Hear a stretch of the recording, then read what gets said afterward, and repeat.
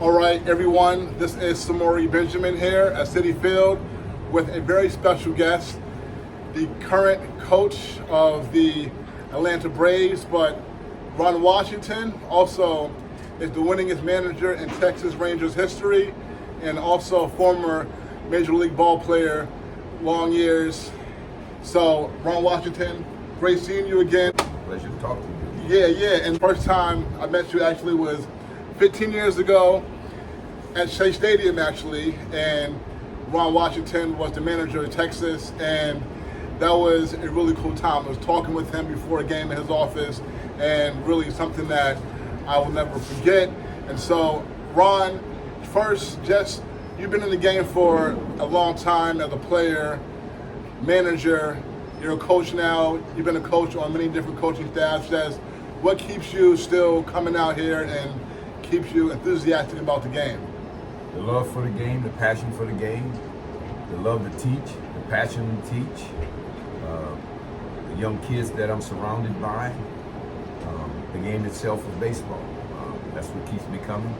I still have that passion, and as long as I have that passion and my mind is working, I want to be a part of it. Right, and folks, when you come out to a game, any game where Ron Washington is on the coaching staff, you see him before the game with the ball players, and he is doing little fielding drills, pepper drills with the infielders. You see it all the time. Ozzie Albies currently with the Braves. Every time I come out here, I see the two of them together. So, and that's something that before you became a manager for the first time, I know you were in Oakland, and I heard about just the players raved about you and how you helped them prepare for games. Eric Chavez, who was with Oakland at the time. So, how did you get into playing pepper with the players before the game? Well, you know, my mentor was Chico Fernandez of the Los Angeles Dodgers. And, a lot of times when I was young, we did a lot of close-up drills. So when my playing career ended and I became an infield coach, I took the little things that I learned from Chico Fernandez and I built them into what you are seeing here today. It's mainly to work the hands, create angles with your hands. So now when you go on the field and start taking ground balls, the angles you create with your hand, you sync them up with your feet. And it causes what I think is a consistent fielding player, you know. And that's what you see. That's why you see these guys for the Atlanta Braves picking the ball with such consistency because of the drills that we do before the game. And okay, so I want to go back to before your coaching days, before your managerial days, when you were a player, and I know you made your debut with the LA Dodgers, and I remember talking to you 15 years ago, and you were telling me just about the older players in the Dodgers organization who helped groom you at the time, and that also was the organization of Jackie Robinson and Dodgers. So what was it like? What do you remember just about that time being a young ball player coming up with the Dodgers? Well, what I learned is the proper way to play the game. It was no nonsense. You either contribute or you weren't going to be around. And that is exactly what guys like Davey Loach, Reggie Smith, Dustin Baker, Ron Say, Steve Garvey, when you walked into the Dodgers clubhouse, one thing they told me that I remember from the first day is you here to watch, to learn, and you get an opportunity to perform. One thing you're not here to do is take money out of our pockets. Mm-hmm. I hear that. Now, one thing that I've done, I grew up a big baseball fan from New York right here, and always was aware of how many African American managers there were in the game, and I've done my own study, and I believe there's been less than 20 African American managers in the history of Major League Baseball. And when I was talking to you 15 years ago, it was just yourself and Willie Randolph at the time. And actually, at the time, it was right before the Mets let Willie Randolph go. And I remember talking to you because at the time, there were rumors that Willie might be let go and all that. And we were just talking about it, and it was just you two. That Willie was let go. You were the only one at the time in the major leagues. And right now, there's only 2 African American managers currently. And you got the opportunity to become one with Texas. And just how did you feel when you, after all that hard work, you got that opportunity? And just what was that like? Well, that was quite an experience because, to be honest with you, my goal was to be a third base coach. When I got to the big leagues. My first opportunity was a first base coach for 1 year, and then I moved over to third. And to be honest with you, I thought I had reached the highest height that I could reach. But because of my years in Oakland and the questions that people around Oakland, media people, players, whatever, had, they always came to me with their questions. And I've always given them the answers. And so the media in Oakland area is the reason why I got an opportunity to manage, because they put me out there as a guy that can manage. But you know, when you get that opportunity to interview, you got to impress the people that are interested in you working for them. And in my interview with Texas, I thought I impressed them, and they gave me an opportunity. So, and from that opportunity, you know, you need players. So once you get the players, then you make certain that you make them understand the type of baseball that you would like them to present on a daily basis. Presenting that type of baseball is easy. Right, okay, so like I said, 2008 interviewing you, and you were first hired by Texas in 07, 06, right? 07. 07, okay, and got off to a bit of a rocky start. And I remember at the time I was talking about Willie and how they were talking about his job, and you were saying, yeah, early in your tenure, there were rumors about you in the media and all that. And then, so that was 08. Then 2010 and 11 with Texas, you lead them to the American League pennant and back-to-back World Series.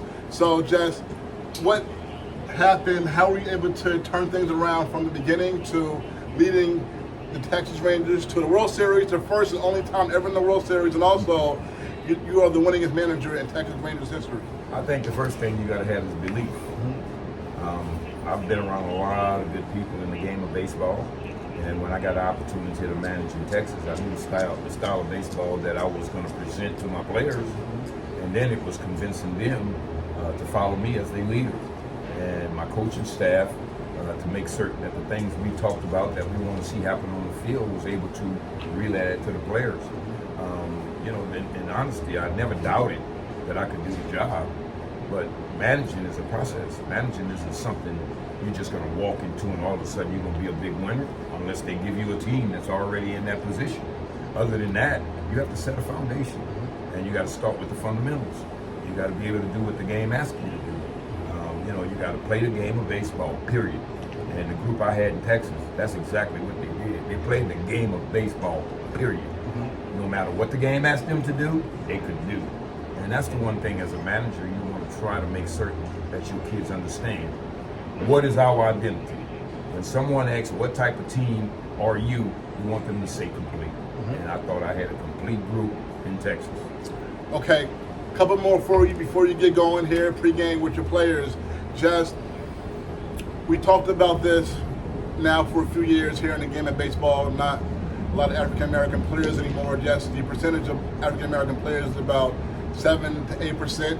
Now, when you were coming up, baseball was really big in the black community, and I know you grew up in New Orleans, so what do you remember just about what baseball was like for you growing up in New Orleans? Well, baseball growing up for me in New Orleans was tough, because when I was playing Little League ball, we forfeited quite a few games in my Little League time because we didn't have enough guys to show up. So for me, I was proactive, as I am right now today in my life. I went uptown. In New Orleans, I lived downtown, but I went uptown because uptown is where they played every day, and I wanted to play every day. So I went uptown, and I was called a traitor in my neighborhood. You know how rumors get around. Oh, he's a traitor. He did this. He did that. But I was looking at it as, yes, I went uptown, but those guys uptown accepted me because they knew I could help them do what they wanted to do, and that's winning. I went up there because I wanted to play every day I went out there, and plus I got exposure. If I wouldn't have went uptown, I don't think I would have got any exposure downtown. So you got to do what you have to do, and that's always been my mindset. So playing ball in New Orleans when I was a youngster, it was rough, but when you love something, you find a way to make it happen. And I found a way to make it happen, and it stayed with me up until today. Who were some of your inspirations on the ball field coming up? The usual: Willie Mays, Billy McCulley, Bobby Bonds, Troy Cannon in Houston. I was close to Houston being in New Orleans. So those were my guys. Roberto Clemente, those type of guys. that I could remember as a youngster sitting on my daddy's lap. But as a youngster, I didn't have the fortunate opportunity as these young kids have today to come to a big league park. I've never been in a big league park until I made it to the big league. Right. I've never been to a major league game until I made it to the big leagues. Today, kids is in ballparks all around the country. I never had that opportunity. All I knew is it was something that I loved and I pursued. And it turned out to be a blessing, a giant bless. It turned out to be a blessing for me. Right, because New Orleans has never had a Major League Baseball team. Now, two more for you. Just who is the best player, the most talented best player that you played with? The most talented player that I played with, the best player I played with, have to be Cal Ripken. Okay. I played with Cal Ripken when he was chasing that longevity streak. I played with Kirby Puckett when he was at his best. I played with, played with the Dodgers when they had Baby Oaks, Reggie Smith, Dustin Baker, Manny Moda, these guys, you know. I've been around some pretty good baseball players. I've had a lot of great conversations with Hall of Famers, Rod Carew, Reggie Jackson. I played against Dick Allen, you know. I remember Mike Schmidt from the Philadelphia Phillies, Pete Rose. I met Pete Rose in my rookie year when I got to the big leagues. And I met Pete Rose. So, that was an outstanding time in my day playing against Tony Perez. There was quite a few of them, you know, and to try to pick out one is quite impossible because all of them were great players. And they made certain that everyone around them found their greatness too. That's when you know you're around greatness, when the greatness can make you feel great, even though you know in reality you're not, right. But they make you feel great. Right. That's what the great players does. No doubt about it. So our final question for Ron Washington here. Now, as a coach and a manager, now I'm thinking of some of the players who you have coached and managed. Let's see, in Oakland, you were there when Giambi was there still. Yes. Okay, Giambi, Miguel Tejada, with Texas, of course, Josh Hamilton won the MVP award. Adrian Beltre was there, and Nelson Cruz. He was in his 40s, still playing like he was in his 20s. Here with Atlanta, Ronald Acuna, who for me is exciting as any player in the game. So, in terms of being a coach, and I don't want anybody to catch any feelings, but who is the most talented, best player you've had the chance to manage, coach? The most talented player I ever managed and coached was Josh Hamilton. Josh Hamilton, yes. You want to talk 5'2", he got them all. He played tremendous defense. He had a strong, accurate arm. He could hit for average. He could hit for power. And to be so huge, he could run like the Dickens. And under my watch, the 5 years that I had him, he played the best baseball that I've ever seen play. And during that period of time, he still had his demons with him. But Josh was a decipher of the Bible. We like to read the Bible. So he would always come in my office every day when he come from home because of the evils that he had inside of him. He wanted to sit down and he wanted to talk about the Bible and read some verses. And I was this guy he chose to come sit down and do it with me. Nice. And I felt blessed to have a potential like him to want to talk to me every single day. And I was his manager. You don't find players who want to come talk to the manager every single day. But that's the type of group I had. You know, you miss Michael Young, you miss Kinsley, you miss Eric Chavez. Jason Giambi was one of the better leaders that I've ever been around. He made people around him better. And when Jason left, Eric took that over. When Eric left, they just left a legacy that made people continue to just understand how the game is supposed to play. Yes. Which the guys like Reggie Smith, I keep going back to them and David Lowe, they were the guidance for me when I was a young kid. And they did not take any flack. And the way I present the game today, I present it because of guys like that. I present it because of the managers and the coaches that I had and the toughness that they brought to you and at you.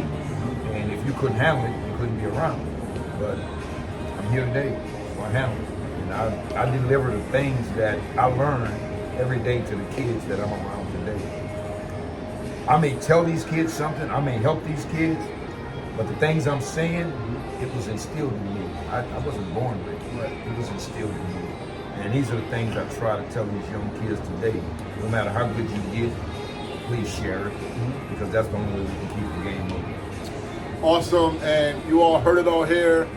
Words of wisdom, just one of the legends of the game, Ron Washington.